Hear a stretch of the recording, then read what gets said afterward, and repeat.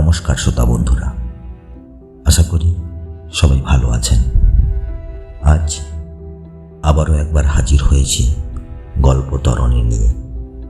তবে আজ আর গল্পের ভেলায় নয়, বাস্তবে নৌকোয় করে সুন্দরবন ভ্রমণের একটি কাহিনী আপনাদের সামনে তুলে ধরব, যেখানে প্রকৃতি প্রেম এবং অখণ্ড বাংলার ইতিহাস ধরা পড়বে।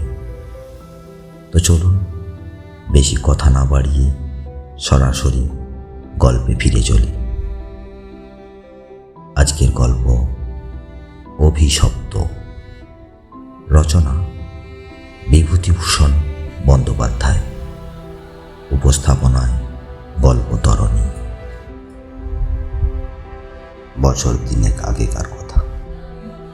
আমাকে বরিশালের ওপারে যেতে হয়েছিল একটা কাজে। এই অঞ্চলের একটা গঞ্জ থেকে বেলা প্রায় 12টার সময় নৌকায় উঠল। আমার সঙ্গে নৌকায় বরিশালের এক ভদ্রলোক ছিলেন। গল্প গুজবে সময় কাটতে লাগলো। সময়টা পুজোর পরে। দিনমানটা মেঘলা মেঘলা করে কেটে গেল। মাঝে মাঝে টিপ টিপ করে বৃষ্টিও পড়তে শুরু হলো। সন্ধ্যার কিছু আগে আকাশটা একটু পরিষ্কার হয়ে গেল।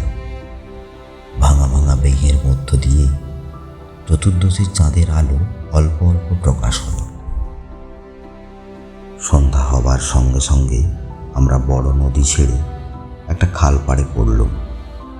শোনা গেল খালটা এখান থেকে আরম্ভ হয়ে নোয়াখালীর উত্তর দিয়ে একেবারে মেঘনায় মিশেছে। পূর্ববঙ্গে সেই আমার প্রথম যাওয়া। চোখে কেমন সব একটু নতুন করে ঠেকতে লাগলো। অপরিসর খালের দুধারে বৃষ্টি স্নাত কেয়ার জঙ্গলে মেঘে আধো ঢাকা চতুর্দশীর জ্যোৎস্না চিকমিক করছিল। মাঝে মাঝে নদীর ধারে বড় বড় মাঠ, সটি বেত, ফার্ন গাছের বন, জায়গায় জায়গায় খালের জলে ঝুঁকে পড়েছে। বাইরে একটু ঠান্ডা থাকলেও আমি ছইয়ের বাইরে বসে দেখতে দেখতে যাচ্ছিল। বরিশালের যে অংশটা সুন্দরবনের কাছাকাছি, ছোট ছোট খাল, নদী, চারিধারে সমুদ্র, কিন্তু খুব দূরে নয়। 10-15 মাইল দক্ষিণ পশ্চিমে হাতিয়া ও সন্দ্বীপ। আরও একটু রাত হলো। খালের দুপাড়ের নির্জন জঙ্গল অস্ফুট জ্যোৎস্নায় কেমন যেন অদ্ভুত দেখাতে লাগলো। এ অংশে লোকের বসতি একেবারেই নেই, শুধু ঘন বন আর জঙ্গলের ধারে বড় বড় হোগলা গাছ। আমার সঙ্গী বললেন, এত রাতে আর বাইরে থাকবেন না, আসুন ছইয়ের মধ্যে। এসব জঙ্গলে বুঝলেন না কিছু। তারপর তিনি সুন্দরবনের নানা গল্প করতে লাগলেন। তার এক কাকা নাকি ফরেস্ট ডিপার্টমেন্টে কাজ করত। তারই লঞ্চে করে তিনি একবার সুন্দরবনের নানা অংশ বেরিয়েছিলেন। সেই সব বিভিন্ন গল্প। তখন রাত প্রায় 12টার কাছাকাছি। মাঝি আমাদের নৌকোয় ছিল মোটে একটা। সে বলে উঠল, বাবু, একটু এগিয়ে গিয়ে বড় নদী পড়বে।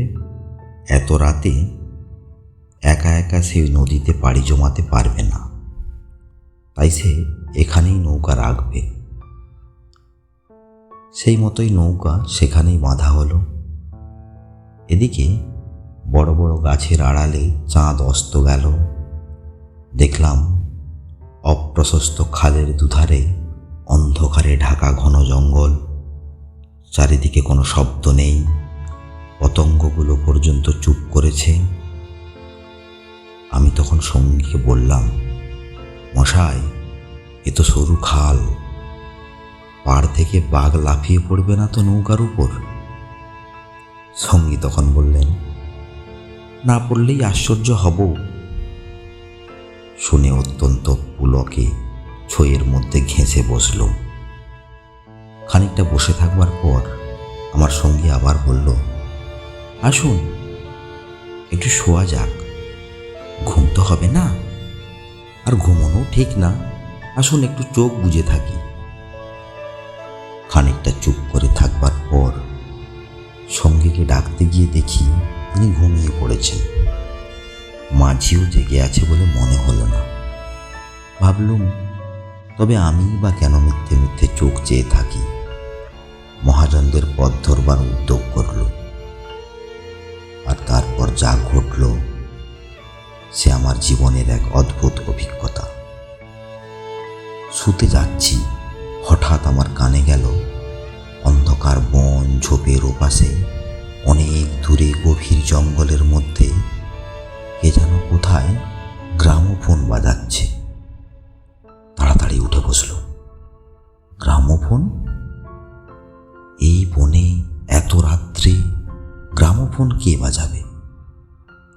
আমি ভালো করে কান পেতে শুনলুম। গ্রামোফোন না, অন্ধকারে হিজল হিনতাল গাছগুলো যেমন খুব ঘন হয়ে আছে, সেখান থেকে কারা যেন উচ্চ কণ্ঠে আর্ত করুণ সুরে কী সব বলছে। খানিকটা শুনে মনে হলো সেটা একাধিক লোকের সমবেত কণ্ঠস্বর।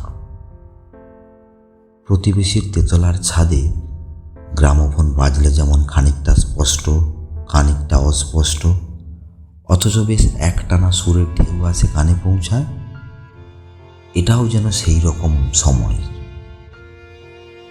মনে হলো যেন কতকগুলো অস্পষ্ট বাংলা ভাষার শব্দ কানে এলো, কিন্তু ধরতে পারা গেল না কথাগুলো আসলে কি। শব্দটা মাত্র মিনিট খানেক স্থায়ী হলো। তারপরেই অন্ধকার বনভূমি যেমন নিস্তব্ধ ছিল তেমনি নিস্তব্ধ হয়ে গেল। আমি তাড়াতাড়ি করে ছইয়ের বাইরে এলুম। চারিপাশের অন্ধকার ঝিঙের বিচির মতো কালো, বনভূমি নীরব, শুধু নৌকার তলার ভাঁটার জল কলকল করে বাঁধছে, আর শেষ রাতের বাতাসে জলের ধারে কেয়া ঝোপের এক প্রকার অস্পষ্ট শব্দ হচ্ছে। পাড় থেকে দূরে হিজল গাছের কালো গুঁড়িগুলোর অন্ধকারে এক অদ্ভুত চেহারা নিয়েছে। ভাবলাম সঙ্গীদের ডেকে তুলি, আবার ভাবলুম বেচারিরা ঘুমোচ্ছে, ডেকে কি হবে, তার চেয়ে বরং নিজে জেগে বসে থাকি। দাঁড়িয়ে দাঁড়িয়ে তখন একটা সিগারেট ধরালো, তারপর আবার ওই ছইয়ের মধ্যে ঢুকতে যাব। এই রকম সময়ে সেই অন্ধকার ঢাকা বিশাল বনভূমির কোনো একটা অংশ থেকে সুস্পষ্ট উচ্চ আর্ত করুণ ঝিঁঝি পোকার রবের মতো তীক্ষ্ণ স্বর তীরের মতো জমাট অন্ধকারের বুক চিরে আকাশে ভেসে উঠল। ওগো নৌকা যাত্রীরা, তোমরা কারা যাচ্ছ? আমরা শ্বাস বন্ধ হয়ে মরলাম, আমাদের ওঠাও, আমাদের ওঠাও, আমাদের বাঁচাও। নৌকার মাঝিটা ধড়পড় করে জেগে উঠল। আমিও আমার সঙ্গীকে ডাকলুম, ও মশাই, মশাই, আরে উঠুন উঠুন। মাঝি তখন আমার কাছে ঘেঁষে এলো, ভয়ে তার গলার স্বর কাঁপছে, বলছে, আল্লাহ আল্লাহ, এ কি শুনতে পেলাম। আমি ব্যাপারটা বললুম। তিনিও তাড়াতাড়ি ছইয়ের বাইরে এলেন। তিনজন মিলে কান খাড়া করে রইলুম। চারিদিক আবার চুপ। ভাটার জল নৌকার তলায় আগের চেয়ে জোরে জোরে শব্দ করছিল। সঙ্গে মাঝিকে জিজ্ঞেস করলেন, এটা কি তবে? মাঝি বললে, হ্যাঁ বাবু, পায়ে ওই কীর্তি সারার গড় আছে না? আরে কীর্তি সারা না, কীর্তি পাশার গড়। তবে তুই এত রাত্রে এখানে কেন নৌকো রাখলি? বেদকুব কোথাকার। মাঝি বললে, তিনজন আছি বলেই রেখেছিলাম বাবু, ভাটার টানে নৌকা পিছিয়ে নেবার তো জো ছিল না। কথাবার্তার ধরন শুনে আমি সঙ্গীকে বললুম, কি মশাই, কি ব্যাপার? আপনি কিছু জানেন নাকি? ভয়ে যত না হোক বিস্ময়ে আমরা কিন্তু কেমন হয়ে গেছিলাম।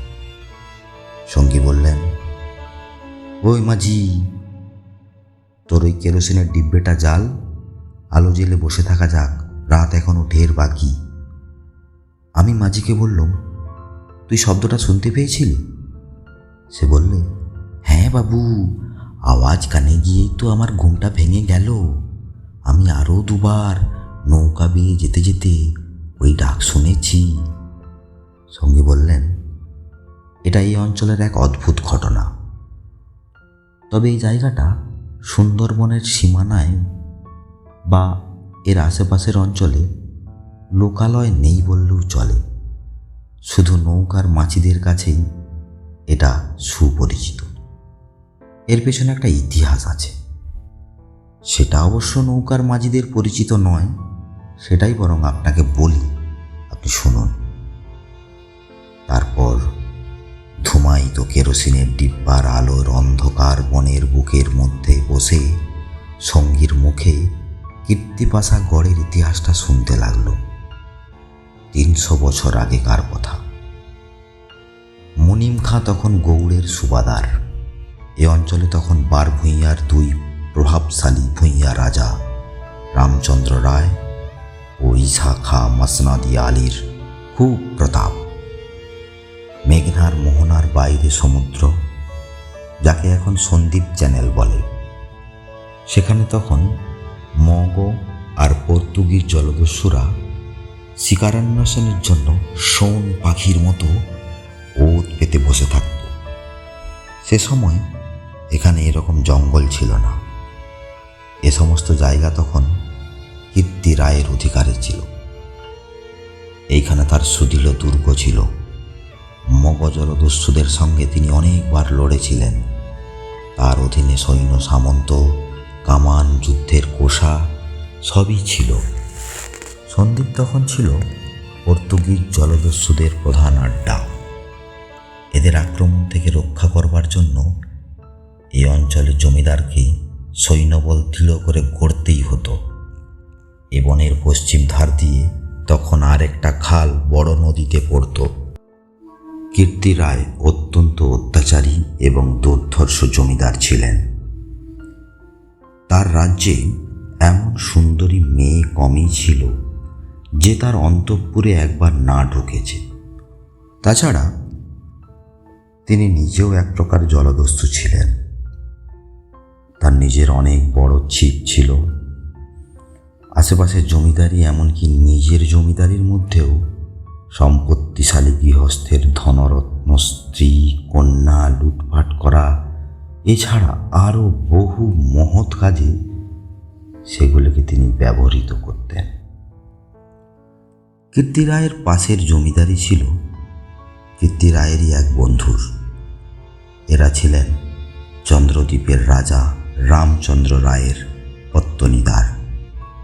অবশ্য সে সময় অনেক পত্তনিদারের ক্ষমতা এখনকার স্বাধীন রাজাদের চেয়েও বেশি ছিল। কীর্তি রায়ের বন্ধু মারা গেলে ব্যঙ্গ পরিহাসে গম্ভীর প্রকৃতি নরনারায়ণের মান বাঁচিয়ে চলা দুষ্কর হয়ে পড়ল।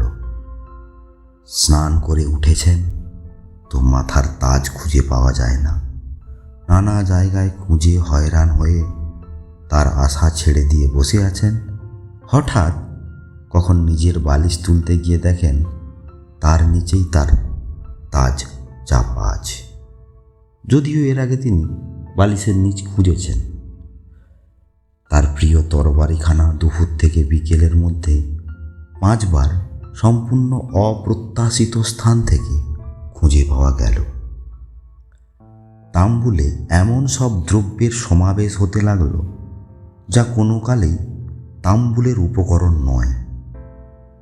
তরল মস্তিষ্ক বন্ধুপত্নীকে কিছুতেই এঁটে উঠতে না পেরে অত্যাচারে জর্জরিত নরনারায়ণ রায় ঠিক করলেন তার বন্ধুর স্ত্রী একটু ছিটকগ্রস্ত।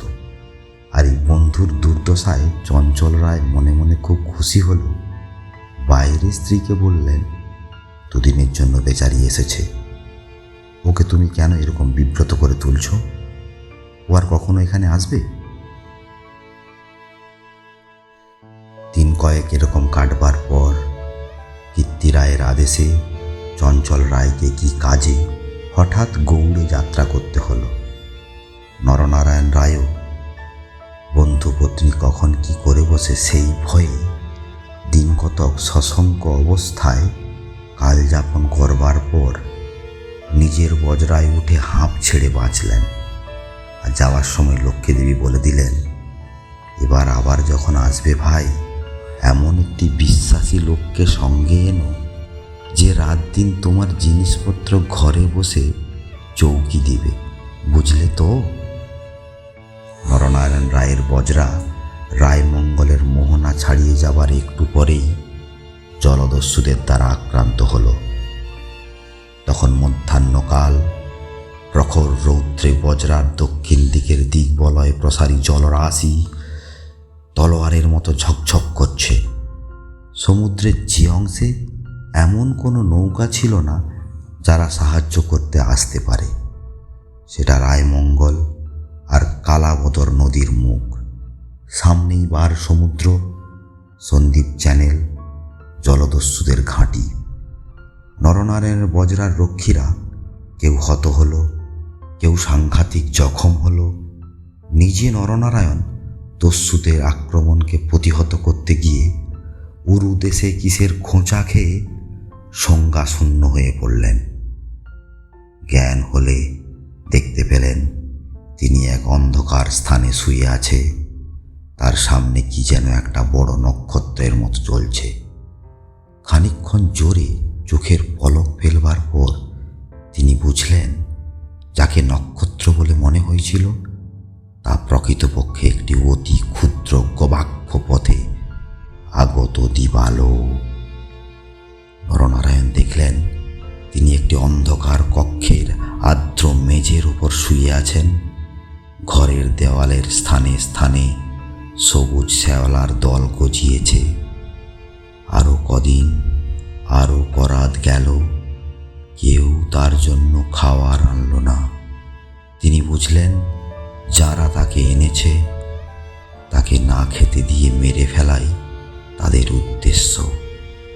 মৃত্যু, মৃত্যু, সামনে কেবল নির্মম মৃত্যু।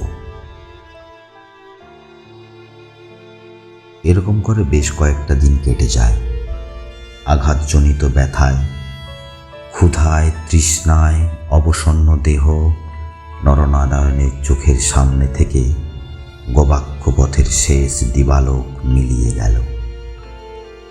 তিনি অন্ধকার ঘরে পাষাণ শয্যায় ক্ষুধা কাতর দেহ প্রসারিত করে অধীরভাবে মৃত্যুর অপেক্ষা করতে লাগলেন। প্রকৃতির একটা ক্লোরোফর্ম আছে। যন্ত্রণা পেয়ে মরছে এমন প্রাণীকে মৃত্যু যন্ত্রণা থেকে বাঁচাবার জন্য সেটা মুমূর্ষু প্রাণীকে অভিভূত করে। ধীরে ধীরে যেন সেই দয়াময়ী মৃত্যু তন্দ্রা তাকেও আশ্রয় করলে। অনেকক্ষণ পরে, কতক্ষণ পরে তা তিনি বুঝতে পারলেন না, হঠাৎ আলো চোখে লেগে তার তন্দ্রা ঘোর কেটে গেল। বিস্মিত নরনারায়ণ চোখ মেলে দেখলেন তার সামনে প্রদীপ হস্তে দাঁড়িয়ে তার বন্ধু পত্নী লক্ষ্মী দেবী। কথা বলতে গিয়ে লক্ষ্মী দেবী ইঙ্গিতে নরনারায়ণকে থামালেন। লক্ষ্মী দেবী হাতের প্রদীপটি আঁচল দিয়ে ঢেকে নরনারায়ণকে তাকে অনুসরণ করার ইঙ্গিত করলেন। একবার নরনারায়ণের সন্দেহ হলো এসব স্বপ্ন নয় তো, কিন্তু ওই যে দীপশিখার উজ্জ্বল আলোয় আর্দ্র ভিত্তিকাত্বের সবুজ শ্যাওলার তল স্পষ্ট দেখা যাচ্ছে, না, তার মানে স্বপ্ন নয়। নরনারায়ণ শক্তিমান যুবক, ক্ষুধায় দুর্বল হয়ে পড়লেও নিশ্চিত মৃত্যুর গ্রাস থেকে বাঁচবার উৎসাহে তিনি দৃঢ় পদে অগ্রবর্তিনী ক্ষিপ্রগামিনী বন্ধুপত্নীর পশ্চাৎ পশ্চাৎ চললেন। একটা বক্রগতি পাথরের সিঁড়ি দিয়ে উপরে ওঠে একটি একটি দীর্ঘ সুড়ঙ্গ পার হবার পর তিনি দেখলেন যে তারা কীর্তি রায়ের প্রাসাদের সামনের খালধারে এসে পৌঁছেছেন। লক্ষ্মী দেবী একটা ছোট বেতে বোনা থলি বার করে তার হাতে দিয়ে বললেন, এতে খাবার আছে, এখানে খেও না, তুমি সাঁতার জানো, খাল পার হয়ে ওপারে গিয়ে কিছু খেয়ে নাও, আর তারপর যত শিগগির পারো এখান থেকে পালিয়ে যাও। ব্যাপারটা কি নরনারায়ণ রায় একটু একটু বুঝলেন। তার বিস্তৃত জমিদারি কীর্তি রায়ের জমিদারির পাশেই, এবং তার অবর্তমানে কীর্তি রায় যে তার জমিদারির ভবিষ্যৎ, সেটা তিনি সহজেই বুঝে গেলেন। অত বড় বিস্তৃত ভূসম্পত্তি সৈন্য সামন্ত কীর্তি রায়ের হাতে এলে তিনি কি আর কিছু গ্রাহ্য করবেন? প্রদীপের আলোয় নরনারায়ণ দেখলেন তার বন্ধুপত্নীর মুখে সেই চটুল হাস্যরেখার চিহ্ন আর নেই। তার মুখখানি সহানুভূতিতে ভরা মাতৃমুখের মতন স্নেহকোমল হয়ে এসেছে। তাদের চারিপাশে গাঢ় অন্ধকার, মাথার ওপর আকাশের বুক চিরে দিগন্ত বিস্তৃত উজ্জ্বল ছায়াপথ, নিকটেই খালের জল ভাটার টানে তীরের হোগলা গাছ দুলিয়ে কলকল শব্দে বড় নদীর দিকে ছুটে চলেছে। নরনারায়ণ আবেগপূর্ণ সুরে জিজ্ঞাসা করলেন, বউ ঠাকুরুন, চঞ্চল কি এর মধ্যে আছে? লক্ষ্মীদেবী বললেন, না ভাই, তিনি কিছু জানেন না, এসব শ্বশুর ঠাকুরের কীর্তি, এই জন্যই তো তাকে অন্য জায়গায় পাঠিয়েছেন। আর এখন আমার মনে হচ্ছে এইসব গৌড় টৌড় সব মিথ্যে। নরনারায়ণ দেখলেন লজ্জায় দুঃখে তার বন্ধুপত্নীর মুখ বিবর্ণ হয়ে উঠেছে। লক্ষ্মীদেবী আবার বললেন, আমি আজ জানতে পারি খিড়কিগড়ের পাইক সর্দার আমায় মা বলে ডাকে। তার কাছ থেকেই জানলাম, আর তাকে দিয়ে দুপুর রাতের পাহারা সব সরিয়ে রেখে দিয়েছিলাম। তখন নরনারায়ণ বললেন, বউ ঠাকুরুন, আমার এক বোন ছেলেবেলায় মারা গিয়েছিল, তুমি আমার সেই বোন আজ আবার ফিরে এলে। লক্ষ্মী দেবীর পদ্মর মতো মুখখানি চোখের জলে ভেসে গেল। একটু ইতস্তত করে বললেন, ভাই বলতে সাহস পাইনি, তবু একটা কথা বলছি, বোন বলে যদি তুমি রাখো। নরনারায়ণ জিজ্ঞাসা করলেন, কি কথা বউ ঠাকুরুন? লক্ষ্মীদেবী বললেন, তুমি আমার কাছে বলে যাও তুমি ভাই এবং শ্বশুর ঠাকুরের কোনো অনিষ্ট করবে না। নরনারায়ণ রায় একটুখানি কি ভাবলেন, তারপর বললেন, তুমি আমার প্রাণ দিলে বউ ঠাকুরুন, তোমার কাছে বলে যাচ্ছি, তুমি বেঁচে থাকতে আমি তোমার শ্বশুরের কোনো অনিষ্ট চিন্তা করব না। বিদায় নিতে গিয়ে নরনারায়ণ একবার জিজ্ঞাসা করলেন, বউ ঠাকুরুন, তুমি ফিরে যেতে পারবে তো? লক্ষ্মীদেবী বললেন, আমি ঠিক যাব, তুমি কিন্তু যতদূর পারো সাঁতরে গিয়ে তারপর ডাঙায় উঠে চলে যেও। নরনারায়ণ রায় সেই ঘন কৃষ্ণ অন্ধকারের মধ্যে নিঃশব্দে খালের জলে পড়ে মিলিয়ে গেল। লক্ষ্মীদেবীর প্রদীপটা অনেকক্ষণ বাতাসে নিভে গিয়েছিল। তিনি অন্ধকারের মধ্যে শ্বশুরের গড়ের দিকে ফিরলেন।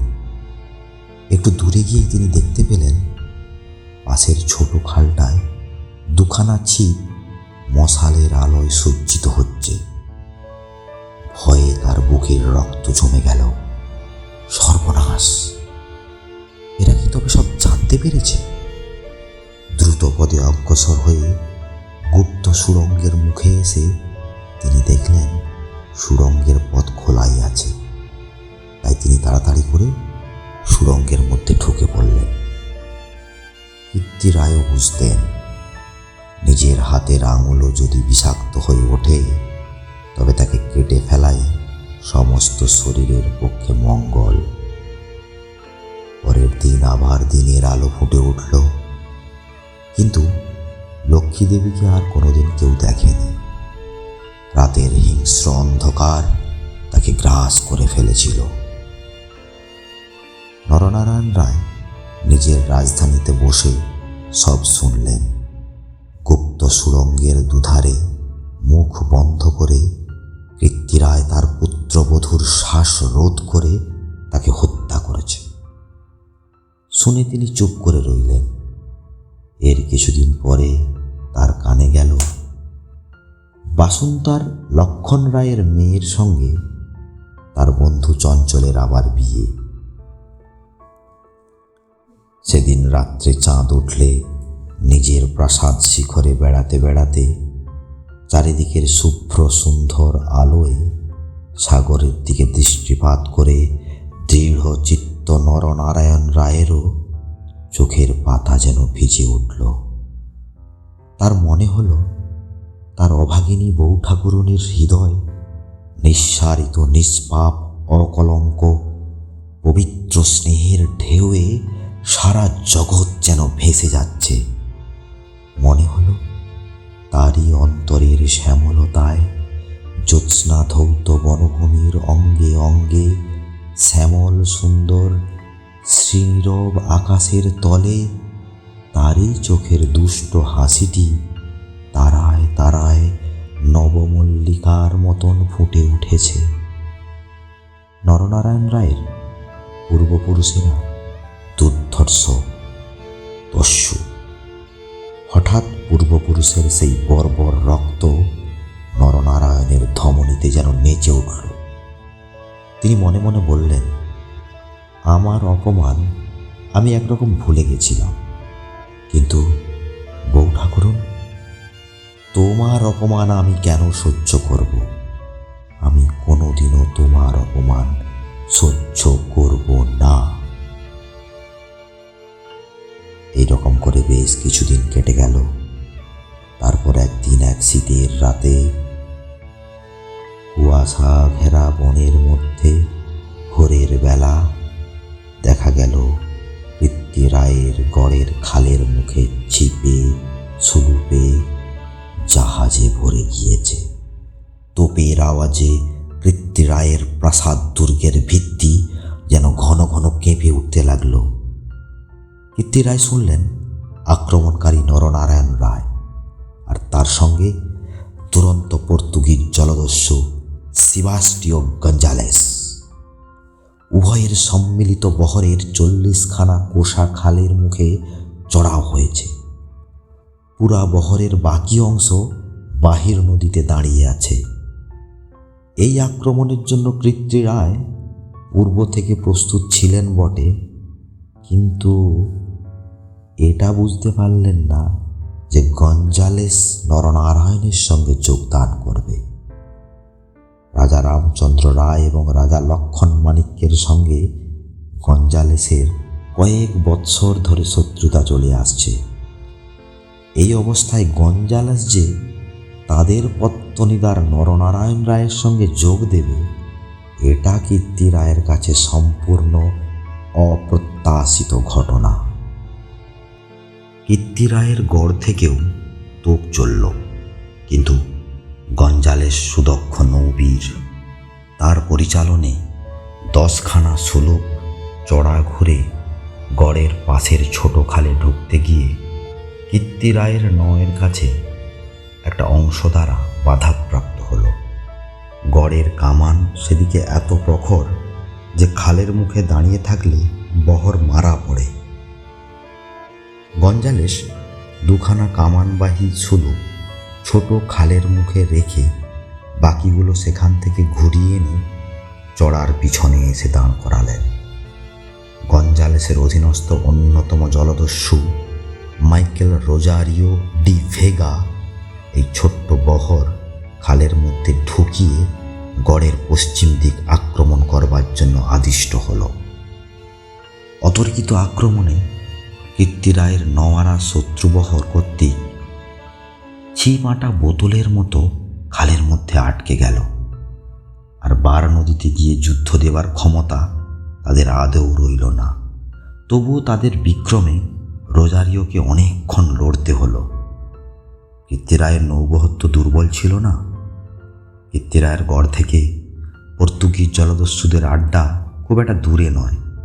কাজেই কীর্তিরায় তার নৌবহরকে সুদৃঢ় করে গড়ে তুলেছিল। বিকালের দিকে রোজারিওর কামানের মুখে গড়ের পশ্চিম দিকটা একেবারে হুমড়ি খেয়ে পড়ে গেল। নরনারায়ণ রায় দেখলেন প্রায় 30খানা কোষা জখম অবস্থায় খালের মুখে পড়ে। কীর্তিরায়ের গড়ের কামানগুলো সব চুপ।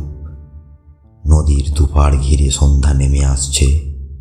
ঊর্ধ্বে নিস্তব্ধ নীল আকাশে কেবলমাত্র এক ঝাঁক শকুন কীর্তিরায়ের গড়ের উপর চক্রাকারে ঘুরছে।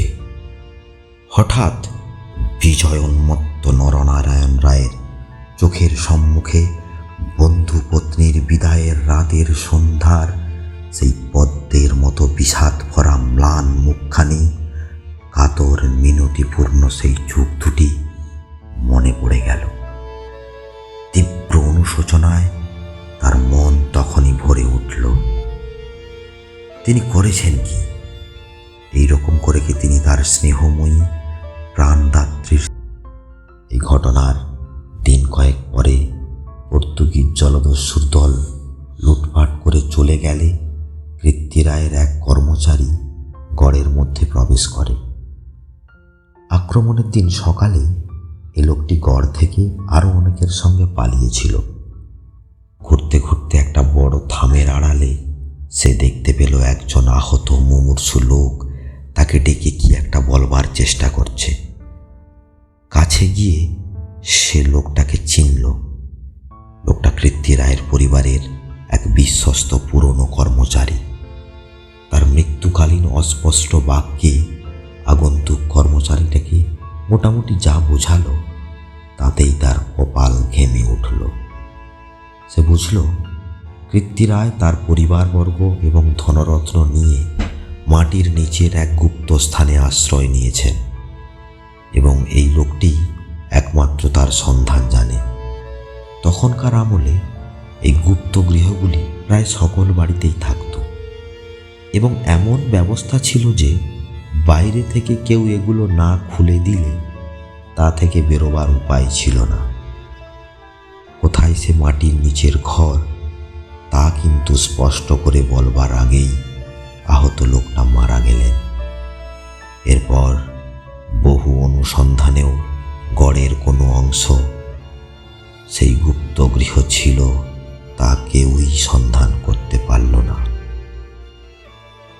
এই রকমই কীর্তিরায় ও তার পরিবারবর্গ অনাহারে তিলে তিলে শ্বাসরুদ্ধ হয়ে গড়ের যে কোন নিভৃত ভূগর্ভস্থ কক্ষে মৃত্যু মুখে পতিত হলেন তার আর কোনো সন্ধানই হল না।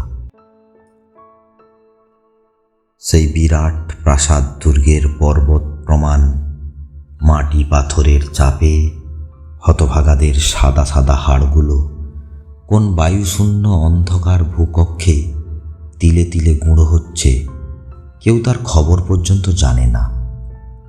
ওই ছোট্ট খালটা প্রকৃতপক্ষে সন্দীপ চ্যানেলেরই একটা খাঁড়ি। খাঁড়ির ধার থেকে একটুখানি গেলে গভীর অরণ্যের ভেতর কীর্তিরায়ের গড়ের বিশাল ধ্বংসস্তূপ এখনও বর্তমান আছে। খাল থেকে কিছু দূরে অরণ্যের মধ্যে 2 সার প্রাচীন বকুল গাছ এখনো দেখা যায়। এখন এই বকুল গাছের সারের মধ্যে দুর্ভেদ্য জঙ্গল আর শুলো কাঁটার বন। তখন অবশ্য এখানে রাজপথ ছিল। আরও খানিকটা গেলে একটা বড় দিঘি চোখে পড়বে। তারই দক্ষিণে কুচো ইটের জঙ্গলাবৃত স্তূপে অর্ধপ্রতিত হাঙর মুখ পাথরের কড়ি। ভাঙা থামের অংশ বারভূঁইয়াদের বাংলা থেকে, রাজা প্রতাপাদিত্য রায়ের বাংলা থেকে বর্তমান যুগের আলোয় উঁকি মারছে। দিঘির যে স্টক সোপানে সকাল সন্ধ্যায় তখন অতীত যুগের রাজ রাজবধূদের রাঙা পায়ের অলক্তক রাগ ফুটে উঠত, এখন সেখানে দিনের বেলায় বড় বড় বাঘের পায়ের থাবার দাগ আর গোখুরো কেউটো সাপের দল ফনা তুলে ঘুরে বেড়ায়। বহুদিন থেকেই এখানে একটা অদ্ভুত ব্যাপার ঘটে থাকে। দুপুর রাতে গভীর বনভূমি যখন নীরব হয়ে যায়, হেনতাল হিজল গাছের কালো গুঁড়িগুলো অন্ধকারে যখন বনের মধ্যে প্রেতের মতো দাঁড়িয়ে থাকে, সন্দীপ চ্যানেলের জোয়ারের ঢেউয়ের আলোক উৎক্ষেপী নোনা জলের খাঁড়ির মুখে জোনাকির মতো জ্বলতে থাকে, তখন খাল দিয়ে নৌকো বেয়ে যেতে যেতে মধু সংগ্রাহকেরা কতবার শুনেছে অন্ধকারে বনের এক গভীর অংশ থেকে কারা যেন আর্তস্বরে চিৎকার করছে, ওগো পথযাত্রীরা, ওগো নৌকোযাত্রীরা, আমরা এখানে শ্বাসরুদ্ধ হয়ে মারা গেলাম, শ্বাসরুদ্ধ হয়ে দয়া করে আমাদের তোলো, দয়া করে আমাদের তোলো, ওগো কে আছো, ওগো কে আছো আমাদের তোলো, ওগো কে আছো আমাদের তোলো। ভয়ে বেশি রাত্রে এ পথে তাই কেউ আর নৌকা বাহিতে চায় না।